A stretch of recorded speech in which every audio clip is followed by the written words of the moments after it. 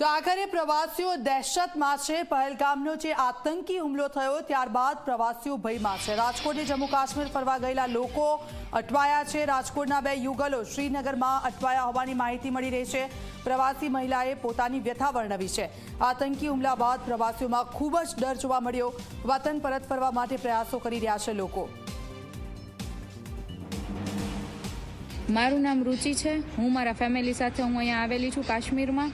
અમે લોકો અત્યારે શ્રીનગર રોકાયેલા છીએ।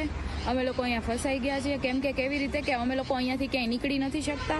અહીંયાથી બહાર જવાનું નથી, બધા રસ્તા બંધ છે।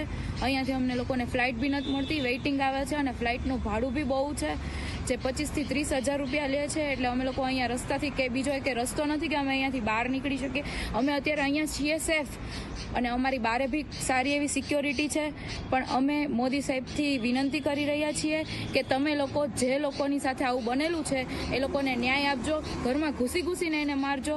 અમે લોકો બહુ જ હેરાન છીએ, જે અમે લોકોએ જોયેલું નથી છતાં અમે લોકો અહીંયા ડરીને રહ્યા છીએ। તો જે લોકોએ જોયેલું છે અને જે લોકો સાથે આવું બધું થયેલું છે એ લોકો ઉપર શું વીતી રહી હશે।